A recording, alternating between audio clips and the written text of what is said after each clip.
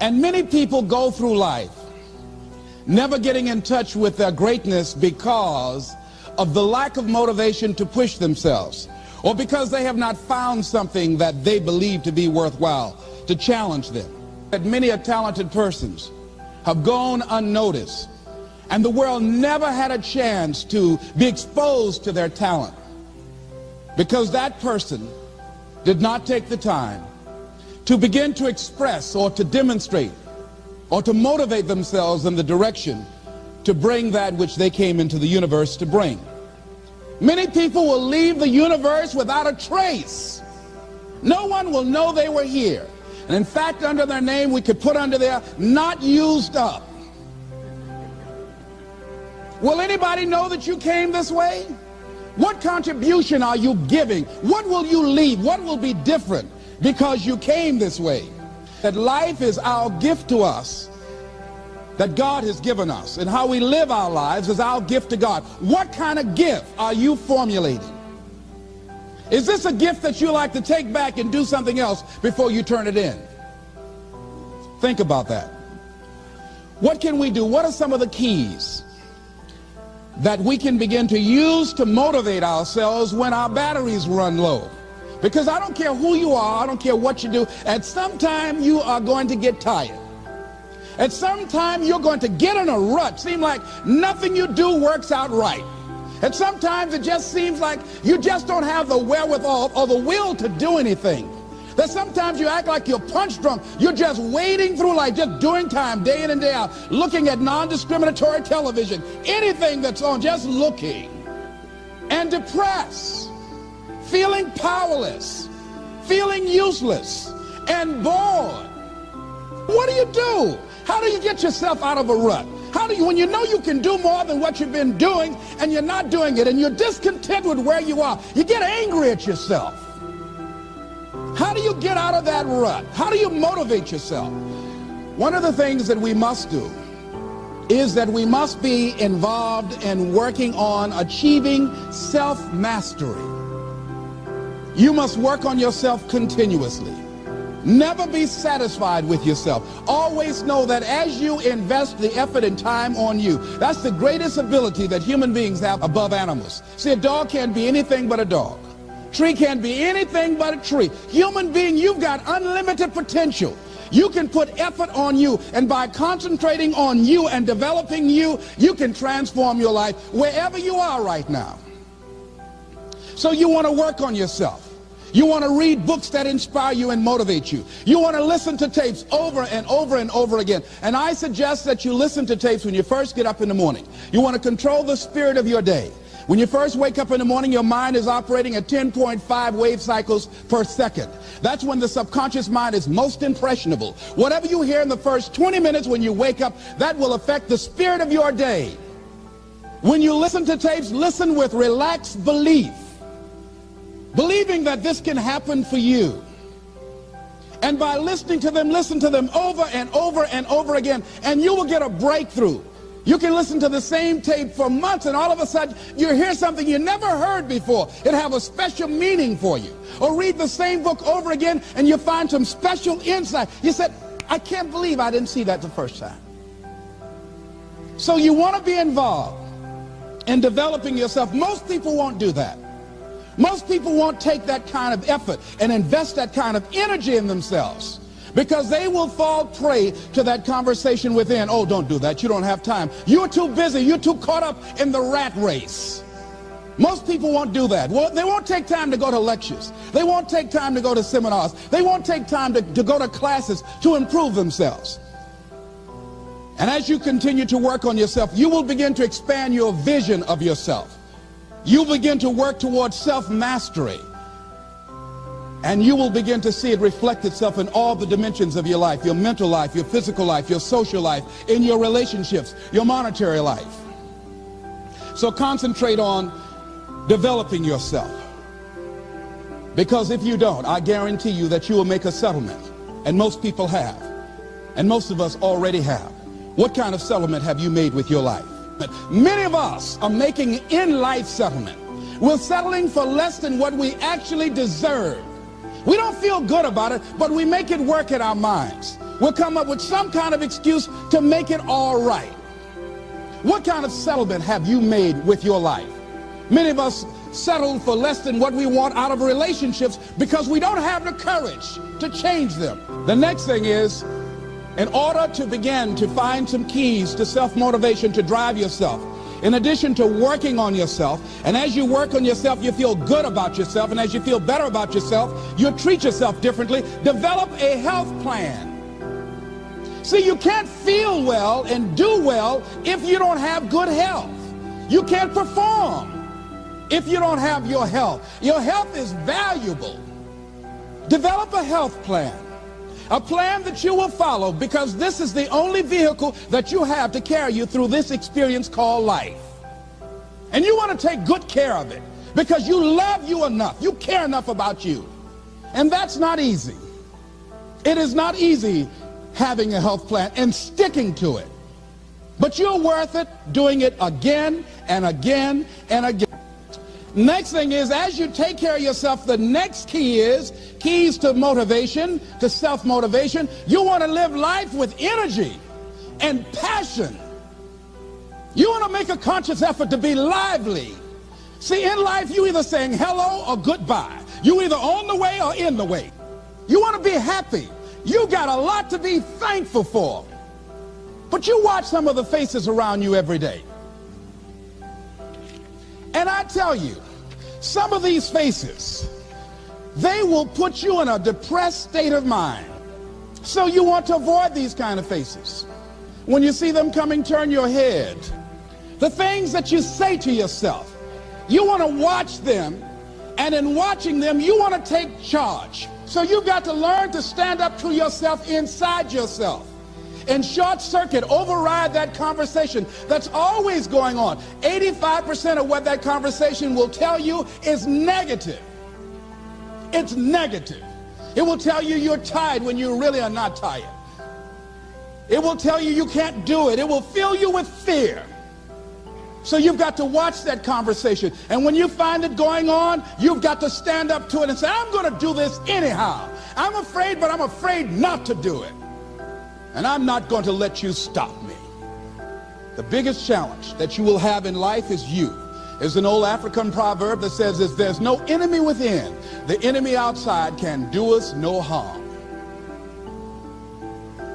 The next thing that is a key to self-motivation is that you've got to ask yourself, what do I want out of life? What do you want out of life? What do you want out of a job? What do you want out of a career? What do you want out of a relationship? What do you want? What gives you your life? How will you know when you got it? What will make you happy? You need to know. You need to start asking yourself some questions. What do I really, really, truly want? You need to be exact about that. Don't be vague. Oh, I just want to be happy. That's too vague. What will make you happy? How will you know when you got it? Zero in on it. Be exact. Be specific. And as you do that, that will stimulate that superconscious mind, or the reticular activating system of your mind, that will begin to find those things, to identify with it. And once you begin to determine that which you want, take the time to write it down. Don't just think about it. Write it down. That is a subjective process that engages the subconscious mind. Write it down. Once you write it down, read it 3 times a day, morning, noon, and night. Why is that important? Because what it will do, it will cause you to focus. It will cause you to concentrate. When that other conversation is going on telling you what you cannot do, telling you all of the impossibilities and all of the obstacles, your concentrating will begin to create a larger vision within yourself, and you'll start looking for and seeing some new opportunities. You start creating some openings for yourself. As you begin to read that every day, day in and day out, that will make you focus. That will discipline your thinking. And you'll get all kind of creative ideas. As I talk to you right now, being involved in this immersion process, you're going to create some openings for yourself. You're going to get some ideas. You're going to feel your adrenaline flowing, and you're going to think about something, some idea you had. And you say, I want to go back and I'm going to look at that again from a different vantage point, not from the level of the problem or the obstacles that I encountered, but from a higher vantage point. Because what you will begin to see and to know as I talk to the higher consciousness within you, that you are powerful, that you are a miracle worker. And that inner conversation has conditioned you to believe that you are not. And as you begin to discover the truth of who you are, whatever challenge that you're facing in life, and if you're living, you're facing some challenge, you'll begin to know that you're powerful and that you're a miracle maker.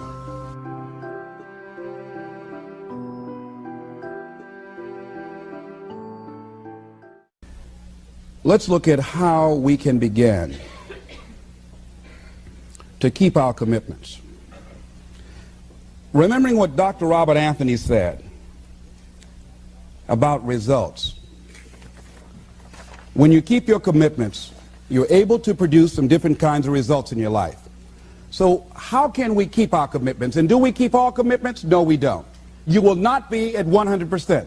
However, you will have a greater percentage rate of maintaining your commitments to yourself, whatever those things might be. If it's going into business, if it's changing a habit that you know that works against you, if it's overcoming self-destructive behavior, if it's retraining your thinking, if it's reinventing yourself, if it's trying to begin to design your relationship differently, all of us have the possibility, by focusing and really harnessing our attention and concentrating on it, we really have available to us the power to honor our commitments in those particular areas. So number one, make it priority. See, no one would go get on an airplane if you thought your chances of getting there to your destination were as good as your luggage. Am I correct? See, and I say the reason that you will reach your destination more times than your luggage will is because the airline, and I'm glad that they do, has made it a priority to move the human beings from one point to the other safely. Not send you off to Boston or someplace with your luggage. So I'm not really upset when my luggage doesn't show up. I'm glad they delivered me, because they've made me a priority. See, they have made delivering you to your destination important. So if you want to honor your commitment, whatever you decide that you're going to do, make sure you make it important. Make sure it is priority. Keep it before you. The other thing is, whatever that you want to do, whatever you want to begin to create and beginning to manifest your greatness and strengthening your level of commitment, and it's really exercising your will.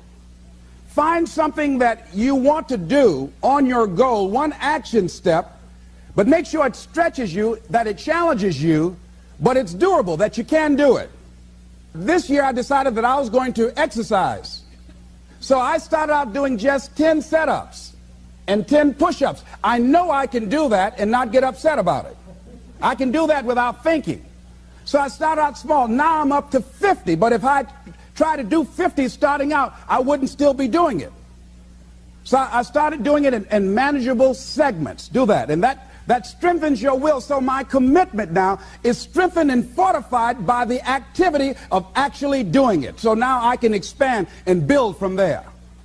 When I decided to begin to manage my money differently, and I started saving 5% of my money, then I increased it to 10%, then to 15%. So now I have disciplined myself to live off 75% of my income. I took discipline to do that, but I started watching how I was spending my money. I started keeping a log and following myself. So you want to begin to find something that is manageable, that you know that you can do. The next thing, in beginning to keep your commitments to yourself, have some friends that will hold you accountable, that won't let you off the hook, that won't tolerate anything less than the best from you. People that will support you in this new way of being, in this new state of consciousness. The other thing is that important is have a contingency plan. See, many times when you make a commitment to do something, there are some other variables that will happen that you can't control or you perhaps did not think about. So you want to have some other plans going on. You want to become creative. See, most people don't keep their commitments because when something goes wrong, they just stop. They don't have a contingency plan. So they don't know what to do next. Start being creative. If you challenge yourself, many times we say, I don't know what to do. And I always ask myself, but if you did know what to do, Les, what will it be? That activates another part of my mind. I start thinking about the possibilities and just experimenting. But many of us just stop dead in our tracks. I don't know what to do. You do know what to do. You've got genius in you. Challenge yourself. Push yourself. Make yourself come up with something. Use your imagination. And what you will find is that you know more than you realize that you know. That you're more creative and more resourceful than you realize that you are. And as you do that, the more you do it, the easier it will become. At first, it's going to be a struggle. And after you get into a certain level of consciousness, you will ask yourself, how is it that I didn't see this before? At the level that I'm managing my business now, they say consciousness is what we are. I literally look at myself and say, how is it that I didn't do this before? Why is it that I couldn't see this before? And the reason that I didn't see it before, because I didn't challenge myself. I didn't put myself out here. See, the reason that most of us go through life never discovering our true greatness, literally walking, breathing corpses, the uncommitted life isn't worth living. Why? Because it doesn't produce anything. See, you only make things happen. Your life only counts. You only make a difference when you are committed. When you make a commitment with your life. That's the people that make a commitment with their lives. The people that make a commitment to their customers. The people that make a commitment to their families, to their relationships, are the people that make the greatest impact in life. What is commitment? Commitment is the salesman who says, look here, I'm going to make $1,000 today and I'm not going home. You can turn the lights out. The janitors could be here running the vacuum cleaner. I'm not leaving here till I do it. I used to be a door-to-door salesman. I had X number of TVs. I had a minimum amount that I knew I had to sell every day in order to provide for my mother, who was ill at the time, who had lost her job at the M&M cafeteria because of arthritis. And I said, I'm going to go door to door, and sometimes I would not come home until 1 o'clock at night, knocking on people's door, people closing. What do you want? Would you like to buy a nice working month's television set, no money down? No. What about an Emerson TV? No. Thank you very much. Do you know anybody else that would be interested? No. Thank you very kindly. Knock on another. Hello. Would you like to buy a nice working television set, no money down? No, get away from our door. Thank you very kindly. Do you know anybody else would be? Yeah, my cousin, he lives 2 doors down. Thank you very kindly. I tell him you sent me. When I heard your cousin told me that you wanted to buy a television set, told me to come here and talk to you, we got a special discount for you. Yes, come in, I'm interested. I would just keep right on. I would not go home until I did it. It's an interesting thing, ladies and gentlemen, that when we put ourselves in a situation where we say we're going to do it, it puts you in another zone where the universe responds to you. When you have that kind of consciousness, see, the universe responds to the man or woman that refuses to be denied, because that is your commitment. That business that you want, that book you want to write, that dream that you have of controlling your destiny, that is yours. That power to create that and to manifest that, that is yours. That's available to you. But you've got to be willing to stand there and face disappointment, not have support, feel lonely, doubt yourself sometimes, be rejected again and again and again, become bankrupt if necessary, again and again and again, and refuse to turn around until life gives it up. Nothing can resist a person that has that kind of commitment. The people that have made a difference on the planet. When a John F. Kennedy said, we will go to the moon in the next decade, he spoke it. That was a commitment, and people shared that vision. People bought into that. We've had all kind of examples in history where people have made declarations, who have committed their lives to bring about a difference. There are people who are taking a stand today against hunger. I guarantee you it will be a part of our past at some point in time. Someone took a stand against polio.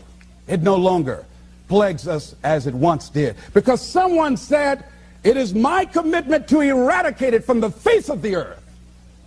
Someone made the commitment. The reason that we're here and enjoying the democracy that we have, someone made a commitment that whatever is required, If it means that I die, I remember Paul Robeson, here I stand for, I can do no other. And that's how you must be. Commitment means standing up for your life. It means honoring yourself. It means beginning to say and to see and recognize your alignment and oneness with the universe. And that you are a channel for life to express through. And we short-circuit it with anger. We short-circuit it with fear. We short-circuit it with envy. We short-circuit it by being lazy or apathetic or giving up easily. Why? We say, oh, it's too hard, it's too hard. We don't challenge our spirit. Ladies and gentlemen, there's nothing as powerful as the human spirit. You can't destroy it. You can pervert it, but you can't destroy it. I was reading Man's Search for Meaning by Viktor Frankl. What a powerful book. I'm reading it now for the 7th time. And he gives so many graphic examples of the power of the human spirit. And so what are some of the things that can fortify us and give us the kind of inner strength that will allow us to forward ourselves into the future by manifesting our commitments? Number one, commitment means in some cases going back to school, getting some training, sitting up in classes with people younger than you, putting yourself in a position where you don't know and that is awkward and uncomfortable, but because of your commitment to develop yourself or to go back to school to get a high school diploma or to get a college degree, that it doesn't matter, feeling dumb and saying, what am I doing here, sitting up in some boring class? Commitment could mean a lot of things. It could mean that you begin to go back. You got to back up sometimes. It means to back up and not give up, to regroup, back up and regroup and come back again. Because life has waylaid you, because you got knocked down. I know when I was working on my dream, there were times I lost my house at one point. I lost my car. I was broke. My credit was bad. I was sleeping at different friends' houses on their couch or on the floor. There were times, months, that I slept on the floor of my office and got up early and dressed before my staff got there to give them the impression that I got there early before they did. And we all pretend not to know what we knew, that the boss was staying in the office. So we never talked about it.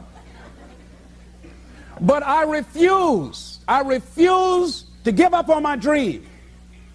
And what happened? They say, you know, in the prosperous years, you put it in your pocket. In the lean years, you put it in your heart. It makes me appreciate it even more. Even more. I wouldn't trade it. I wouldn't trade it for anything. The disappointment, the pain that I've gone through by keeping the commitment. Keeping the commitments that you have might mean taking a stand that's unpopular. Something was said one time. When you take a position, it says cowardice asks the question, is it safe? Politics asks the question, is it popular? But conscience or commitment asks the question, is it right? And see, most people rather operate from the first two. Is it safe for me to take this position? I remember when I was a state legislator, I saw guys and women who believed in legislation very strongly, but because the Speaker of the House said, we won't go with that, they backed down. And they felt bad about it. They wouldn't take the position because they didn't want the Speaker of the House to be angry at them. They wanted to be all right with all of the rest of our colleagues. See, it takes a great deal of strong courage and commitment on your part to step out a line. You know, Henry David Thoreau says, if a man doesn't keep pace with his companions, perhaps he's listening to the beat of a different drummer. Let him dance to the music that he hears, however measured or far apart. When you are committed, you're dancing to the beat of a different drummer. Don't expect people to understand you. Don't expect it to make sense to anybody why you've got to do this. Why you have got to go. Why you leave. This is a good job. I'm going. They pay you well. I'm going. You just a few years from retirement. I'm going. Why? I don't understand. You don't have to.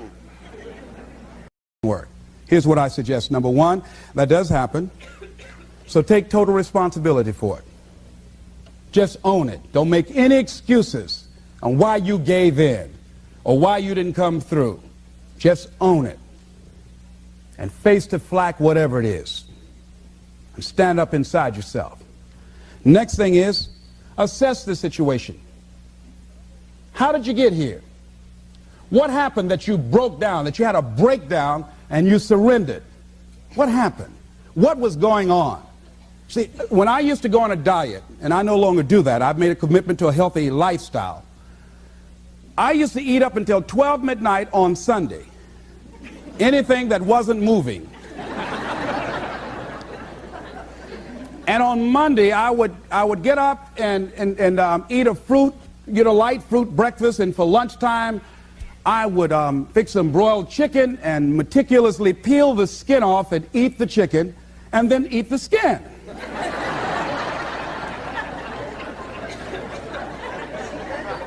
Do 5 setups, look in the mirror, and become discouraged because my stomach doesn't look like a washboard or one of the Avon Haley dances. And I say, what the use? And then I go to the refrigerator and eat food cold standing right there in the refrigerator. So when I evaluated where I broke down, I realized I can't have junk food in the house. So I changed my route. I stopped taking people to lunch or to dinner because I couldn't sit there and watch them eat. When I had to go someplace and speak and they were eating, I said, call me downstairs when it's time for me to speak, because if I sit at the table looking at them, the food's going to call my name. And I know this. So I had to begin to make sure that I wasn't putting myself in a position where I would give up on my commitment. Am I making sense to you? Yes. So I began to strategize around avoiding situations where I knew that I was going to become weak. Another thing I do when I don't keep my commitment, I either deny myself something or I do a trade-off. If a glazed donut takes advantage of me, then I require myself to do an extra 25 setups, or I walk for an extra 15 or 20 minutes because I got a hammerlock on my head and say, come on over here. So you might have to deny yourself something or do a trade-off. Do something that will offset it. The other thing is, start again. So what? You fell flat on your face. So what? Start again. Learn from the experience and start again. Don't count yourself out. Don't sentence yourself to a lifetime of being miserable, a lifetime of being broke, a lifetime of being unhealthy, a lifetime of being in a relationship that is no longer fulfilling to you. A lifetime of working on a job that does not bring you satisfaction, that's not giving you the creative urge that you need and that got to have in your life that stimulates you. Don't sentence yourself like that. You are a human being. Don't volunteer your life that way. Your life has too much value to the universe. You've got something to contribute. You've got something to give. And so what if you make a commitment and you're not able to do it like a pro? That you're not good as everybody else. Live in the moment. I like what this says. Look to this day, for it is life, the very life of life. In its brief course lie all the realities and verities of existence, the bliss of growth, the splendor of action, the glory of power. For yesterday is but a dream, and tomorrow is only a vision. But today well lived makes every yesterday a dream of happiness, and every tomorrow a vision of hope. Look well, therefore, to this day. See, if we just start enjoying where we are, if we make that kind of commitment to enjoy where we are, to experience the experience of life where we are, to do all we can right now where we are. Forget about the mistakes yesterday. Forget about all your failures yesterday. Forget about what you don't have. That's not important. Only thing that we have is right now. Right now, right now. And I say that life is calling on you to call forth on that. The optimists, which I think one of the most positive groups in the world, they have something called the Optimist Creed, and I like, it says promise yourself. I changed it to commit yourself, because I think that commitment has more power than promise. It says commit yourself to be so strong that nothing can disturb your peace of mind, to talk health, happiness, and prosperity to every person you meet, to make all your friends feel that there is something in them, to look at the sunny side of everything and make your optimism come true, to think only of the best, to work only for the best, and expect only the best, To be just as enthusiastic about the success of others as you are about your own. To forget the mistakes of the past and press on to the greater achievements of the future. To wear cheerful countenance at all times and give every living creature you meet a smile. To give so much time to the improvement of yourself that you have no time to criticize others. To be too large for worry, too noble for anger, too strong for fear, and too happy to permit the presence of trouble. Commit yourself to these things. Isn't that powerful? What a commitment to make with your life. Commit yourself to stretch, to get outside of your comfort zone and not be concerned about what people think about you, because they're thinking it anyhow.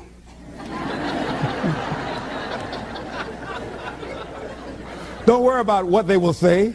They're already saying it. So what do you care?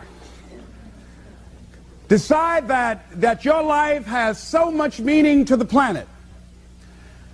Decide that you have something to give. That's why you're here. See, you didn't just show up. You brought something here. You're on a journey. You have a destination, mission to achieve, to do, to implement, to perform, to experience. Decide to commit yourself to be an adventurer in life. Look out on life around you. Look within yourself and say, where is it in my life that I need to make a commitment right now? Where is it? That it might be for your health. It might be to be a happier person. It might be to make a difference in your community. It might be that. Where is it? I say that commitment shows up, and the man or woman who has some idea, some dream that they've been nurturing within themselves, and no one believed it, no one saw it for them, that they weren't masters at it, they weren't experts at it, no one would build a statue and ever call their name and recognize them, they never made it to the front page of the newspaper, but they had something that was theirs, something that was their baby, something that they loved and they believed in, and they just did what they could with what God gave them with their dream. Commitment shows up, and people that are willing to give themselves a chance, who look at their lives, look within themselves and say, I know that this just cannot be it for my life. I know that there's something I'm supposed to do. I don't know right now. Or maybe you do know. Maybe you do know and you've talked yourself out of it. And I understand that. Because I'm late. No. Everything happens as it should. I got the courage to step out, to become committed. I was seriously not serious before. And I decided, it took me some time to build up the courage to become committed because it frightened me. So I understand wrestling with it. I wish I could tell you I've been doing this for 20 years. I haven't. I'm just glad that I decided to become committed before I left here. And wherever you are, decide that you're going to commit your life now. And let it show up in your contribution. Let it show up in what you have to share. And whatever commitment that you make, honor your commitment as yourself. Honor your word as yourself. Whatever you put out there, do it with what you've got. I want to thank you very much for your consciousness. This is Mrs. Mamie Brown's baby boy, Leslie Calvin Brown, saying it's been a plum-pleasing pleasure as well as a privilege. Thank you all here.